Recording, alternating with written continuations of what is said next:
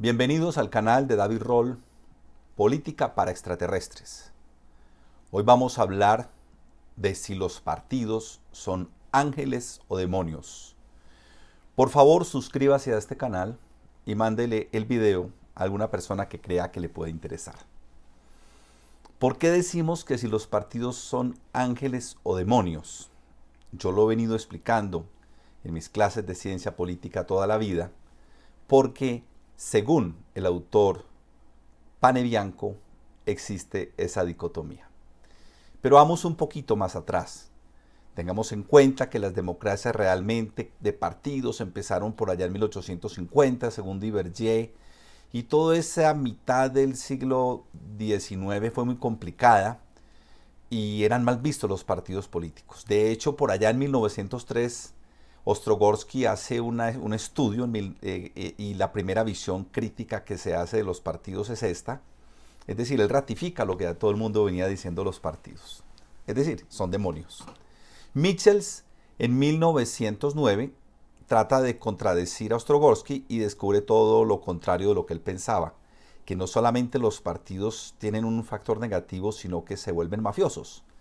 No solo son demonios, sino que automáticamente se vuelven demonios. Él lo llamó la ley de hierro de la oligarquía. Toda organización política, y analizaba partidos pues que eran famosos y bien vistos, tienden a convertirse en unas mafiecitas.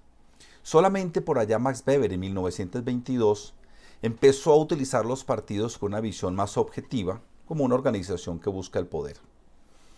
Durante todo el tiempo posterior a estos autores, hasta Diverger, no se analizó mucho el tema de los partidos, sino que se analizó los partidos políticos solamente en la medida en que eran actores de las elecciones.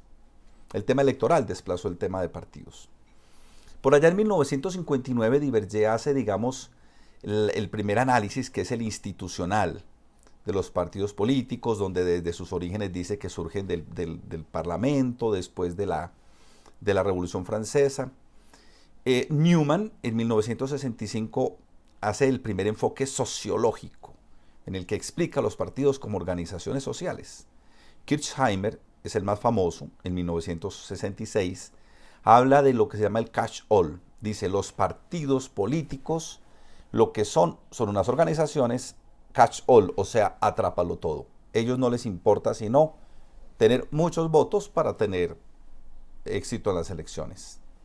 Panebianco, que es el autor que más me gusta, el que vamos a ver ahora, entre 1982, tanto en 1982 como en 1990, sacó una teoría que se llama la de los dilemas organizativos. La teoría de que los partidos no son ni ángeles, pero tampoco son demonios. De todos modos, hubo muchos estudios de los partidos de tipo empírico en la segunda mitad del siglo pasado, que vale la pena mencionar. El de Mackenzie en 1958, que estudió los partidos británicos. El de Lawson en 1994, How Work Parties. En los famosos estudios de Ketz y Meyer en 1992 y 1995 de los partidos europeos. El texto de Sferza del 94 es muy importante porque se llama el tema de la adaptación al ambiente, es decir, cómo las transformaciones tecnológicas, institucionales y sociales hacen que los partidos tengan que estarse adaptando permanentemente a unos cambios. El enfoque sistémico es muy interesante, donde nos dice que no hay un partido, sino que hay varios partidos. O sea, los votantes son unos, los simpatizantes y los votantes son uno, y los militantes especialmente, pero otro es la burocracia y otros al mismo tiempo el partido ya en el poder. Crotty fue pues el primero que habló de esto en 1970, después lo hizo Ketzimer en 1990, Ward en 1991, Kopech, que es el más famoso, en 1994, junto con Ketzimer, Méndez Lago en el 98 y Urbani en el 91, un poco antes. Entonces, para Urbani, el partido es un subsistema, es decir, cualquier conjunto de instituciones, grupos y procesos políticos caracterizados por un cierto grado de interdependencia recíproca, para él llegaban a ser partidos políticos. Entonces, si nos ponemos a mirar cuál es la definición de partido que además nos gusta, pues la de Kurt Lenk puede ser la mejor. Dice, los partidos son agrupaciones que en concreto median entre los grupos de interés de una sociedad y el Estado, que participan en la lucha por el poder político y en la formación de la voluntad política del pueblo. Sin entrar en discusiones de estas definiciones, vamos al tema que nos interesa hoy. El tema de si los partidos son ángeles o demonios, basado en el libro de Panebianco. Panebianco dice que es que hay unos prejuicios, un prejuicio sociológico y un teleológico. ¿Qué es un prejuicio? Como por ejemplo cuando un colombiano muestra un pasaporte en un aeropuerto extranjero, pues la observación que hacen, la mirada que dicen, el control que hacen, pues es un prejuicio sociológico. Suponen algo de los colombianos que no somos los colombianos en su mayoría, o los prejuicios regionales que hay, digamos, en los países. Pero ¿cuál es el prejuicio sociológico según Panebianco? Es que los partidos, se piensa eso que dijimos ahora de que median entre intereses, pero los partidos realmente no son, como se piensa, manifestaciones de las divisiones sociales. Los partidos son organizaciones. El partido no refleja las desigualdades sociales como la gente piensa. Es decir, el partido solamente refleja, según Panebianco, las complejidades existentes dentro del partido. Uno piensa que es que si está dividido un partido, cada pedacito de ese partido representa una parte de la sociedad. Por decir algo, el polo democrático tienen este grupo, representa este. No, sencillamente son divisiones, son conflictos intrapartidarios, productos, insisto, de las desigualdades internas y no de las desigualdades de la sociedad. Hay otro prejuicio que dice Panebianco, y es el prejuicio teleológico. Teleológico tiene que ver con los fines, es decir, que se le atribuye unos fines a priori a los partidos políticos. Se cree que el fin de un partido político es el que dice en sus estatutos y que todo lo que va a hacer va a estar definido por esos estatutos. Y eso es un error, eso también es un prejuicio, porque esos prejuicios realmente, como toda organización, se distinguen por un ambiente concreto en el que realizan una actividad específica. ¿Cuál es el ambiente concreto? El sistema electoral, y compiten por votos. Pero los fines, como vamos a ver, no son los que dicen los estatutos. Entonces, a lo que se refiere Panebianco, para ver si los partidos son ángeles o demonios, dice que como toda cuestión que surja del ser humano y toda organización que además esté constituida por humanos, pues lo que hay son unos dilemas que él los llama organizativos. Él lo define como unas exigencias contradictorias que en cualquier partido político hay, en tanto organización compleja y que debe equilibrar. Entonces, los partidos en ese sentido se debatirían entre dos extremos, o sea, son ángeles y son demonios. Él dice, se debaten entre un modelo racional y un modelo natural, entre unos incentivos colectivos y unos incentivos selectivos, entre una adaptación al ambiente y un predominio, entre una libertad de acción y unas constricciones organizativas. Vamos a ver en qué consiste cada uno de estos. Entonces, primer dilema, para ver que no son ni ángeles ni demonios. Se supone, según el modelo racional, que la organización partidaria es un instrumento para realizar unos fines específicos, que hay una causa común, que todos se identifican con ella, que esos fines se definen a priori cuando se funda el partido. Pero hay otro modelo, el otro extremo es el modelo natural, que en el fondo dice que es mentiras, que lo que hay en un partido, eso son simple fachada para ocultar unos fines reales, que los fines reales son las fachadas, son las peleas internas que hay dentro del partido, y que finalmente en un partido el único fin es que el partido no se acabe, como en casi todas las organizaciones. En cierta forma, lo que está diciendo este autor es que está en contra de Michels, el que decía que todos los partidos se volvían mafiosos, el de la ley de hierro de la oligarquía. ¿Por qué? Porque lo que está tratando de decir Panebianco es que ni uno ni otro. O sea, los fines reales no se dan a priori. Los fines reales se dan también durante la existencia del partido. El único fin es la supervivencia y al mismo tiempo los partidos políticos pues sí creen en esos fines, pero tienen los de la organización. Es decir, las dos cosas son ciertas. ¿Cómo lo dice Panebianco? Pues el partido nace con unos fines, o sea, el modelo racional. Nuestro objetivo es este, aquel, en fin, cada partido, el Estado, social de derecho, lo que se quiera. Pero luego esos fines se van diversificando. El más importante es el de la supervivencia. Y ya los fines son los que los miembros de los partidos vayan decidiendo. Pero el modelo, digamos, racional no se acaba, porque los fines oficiales quedan sirviendo de fachada, siguen ejerciendo influencia efectivamente en el partido. Para dar un ejemplo de dos casos colombianos, cuando el Partido Liberal entra en crisis, siempre vuelve a sus orígenes liberales, socialdemócratas, para volver a resurgir. El Polo Democrático también, cuando entra en crisis, vuelve a su apelación a las cuestiones sociales. Y así ha surgido también con el Partido Conservador. Cuando estaba en crisis, vuelve a su idea original del orden. Pero hay un incentivo más interesante. Entonces ya no es que todos los fines son en síntesis, los fines son los del partido, los que están escritos o son los que los señores dicen. Pues son los dos, van jugando de un momento a otro. Es un dilema. Pero el más interesante es el de los incentivos colectivos y selectivos. ¿Qué son los incentivos colectivos? Son aquellos, dice Panebianco, que la organización se los da a todos en la misma medida. Es decir, un partido tiene que, los participantes de un partido se identifican con la organización, se identifican con los otros participantes y con la ideología. Entonces, ¿qué tienen? Tienen incentivo de identidad. Ustedes han visto cuando uno habla con alguien del Centro Democrático que está muy orgulloso, o del Partido Verde, y se siente orgulloso a pesar de la difusión de lo que es el concepto mismo de estos partidos. Pero el incentivo de identidad ayuda cuando hay estos. Por supuesto hay una crisis de identidad ahora en Colombia, pero para que lo entendamos. Pero también está el incentivo de solidaridad. La idea es que del partido me ayuda. Esto sirvió muchísimo en la época del clientelismo. Es decir, no es que me cambies, sino que pues tú eres de mi partido, pues ayúdame. Y los incentivos ideológicos. Yo me siento no solamente identificado con toda esta gente, sino con la ideología del partido. Eso se lo da el partido a todo el mundo. Pero digamos la verdad, Panebianco lo insiste, un partido solamente dando incentivos colectivos no sobrevive. Un partido tiene que dar los incentivos selectivos, es decir, el cómo voy yo. La organización de todo modo no le puede dar a todo el mundo.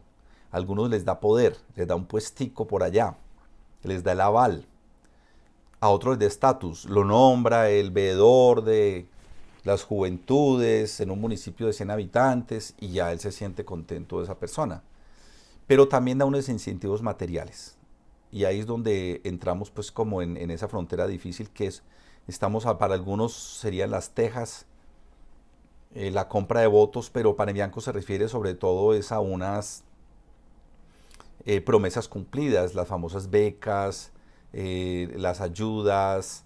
No es tanto pues la compraventa del voto como tal, sino como una contraprestación material que se vuelve real cuando la gente vota. Y como digo, es una zona muy gris.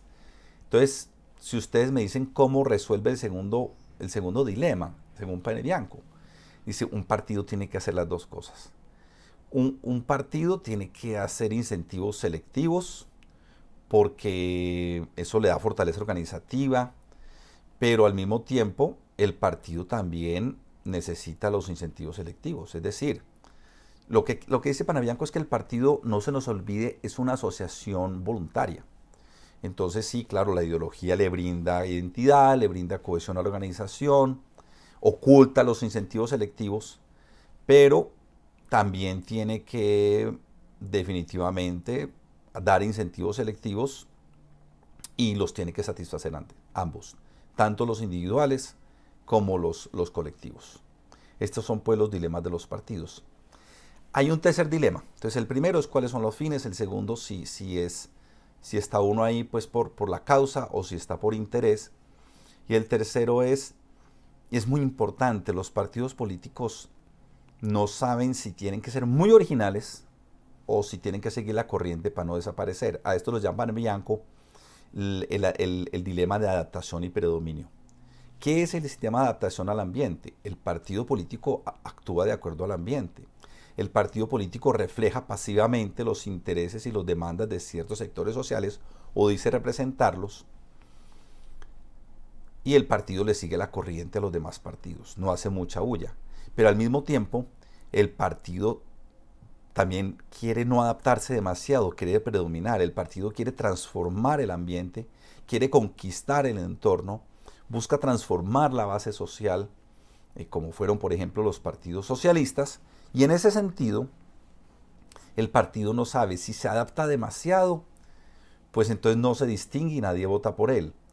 Pero también si se hace demasiado original, pues puede ser problemático para la supervivencia del partido, porque no adaptarse tiene ese riesgo.